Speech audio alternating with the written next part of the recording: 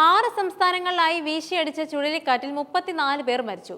വീടുകളും മേൽക്കൂരകൾ തകർന്നതും വലിയ ട്രക്കുകൾ മറിഞ്ഞുകിടക്കുന്നതും ഉൾപ്പെടെ ദുരന്തത്തിന്റെ വ്യാപ്തി വ്യക്തമാക്കുന്ന ദൃശ്യങ്ങൾ പുറത്തു വന്നിട്ടുണ്ട്. നിരവധി ആളുകളെ കാണാതായെന്നാണ് റിപ്പോർട്ടുകൾ. കൻസാസിൽ 50-ലധികം വാഹനങ്ങൾ കൂട്ടിയിടിച്ചുണ്ടായ അപകടത്തിൽ 8 പേരാണ് മരിച്ചത്. കടുത്ത പൊടിക്കാറ്റിനിടെ ദൃശ്യപരത കുറഞ്ഞതാണ് അപകടത്തിന് കാരണമായത്.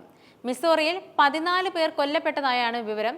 അപകടങ്ങളിൽ 6 പേർ മരിച്ചതായും 3 ആളുകളെ കാണാതായതായും മിസിസിപ്പി ഗവർണർ ടേഡ് റീവ്സ് പറഞ്ഞു.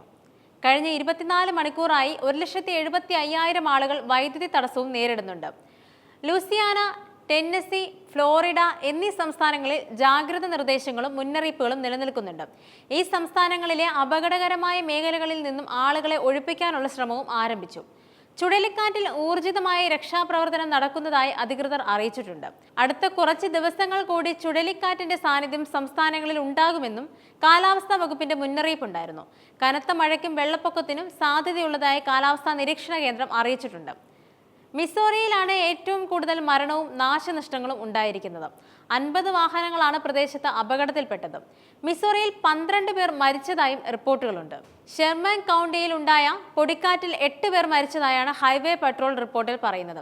കൂടാതെ ചില ഭാഗങ്ങളിൽ കനത്ത മഴയ്ക്കും വെള്ളപ്പൊക്കത്തിനും സാധ്യതയുണ്ടെന്നും അധികൃതർ ജാഗ്രതാ നിർദ്ദേശം നൽകി. മിസോറിയിൽ പലയിടങ്ങളിലും വൈദ്യുതി ബന്ധം തടസ്സപ്പെട്ടതായാണ് വിവരം. കാലാവസ്ഥ അനുകൂലമാകുന്നതുവരെ സുരക്ഷിത സ്ഥാനങ്ങളിൽ മാറി താമസിക്കണമെന്ന് പ്രദേശവാസികൾക്ക് ഭരണകൂടം മുന്നറിയിപ്പ് നൽകി. വെള്ളിയാഴ്ച മുതൽ യുഎസിൽ വിവിധ സംസ്ഥാനങ്ങളിൽ ചുഴലിക്കാറ്റുകൾ രൂപപ്പെട്ടിരുന്നു. മിസ്കാറി, അർക്കൻസാസ്, ടെക്സസ്, ഒക്ലഹോമ എന്നിവയാണ് ഏറ്റവും കൂടുതൽ നാശനഷ്ടങ്ങൾ സംഭവിച്ച സംസ്ഥാനങ്ങൾ. വെള്ളിയാഴ്ച കൻസാസിൽ ഒരു ഹൈവേയിൽ ചുഴലിക്കാറ്റിൽ 50-ലധികം വാഹനങ്ങൾ നിയന്ത്രണം വിട്ട് കൂട്ടിയിടിച്ച് 8 പേർ മരിച്ചതോടെയാണ് മരണസംഖ്യ ഉയർന്നത്.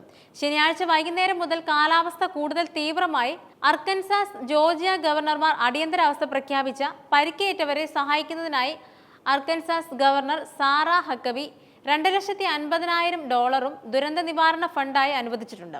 ഒക്ലഹോമയിൽ 689 ചതുരശ്ര കിലോമീറ്റർ ഭൂമി കത്തി നശിച്ചതായും കാറ്റിനെ തുടർന്ന് വർദ്ധിച്ചു വരുന്ന തീപിടുത്തത്തിൽ 300 വീടുകൾ കേടുപാടുകൾ സംഭവിച്ചതുമായാണ് റിപ്പോർട്ടുകൾ. കിഴക്കൻ ലൂസിയാന, അലബാമ വഴിയുള്ള മിസിസിപ്പി, പടിഞ്ഞാറൻ ജോർജിയ, ഫ്ലോറിഡ, പാൻഹാൻഡിൽ എന്നിവിടങ്ങളിൽ ചുഴലിക്കാറ്റ് സാധ്യത വളരെ കൂടുതലാണ്.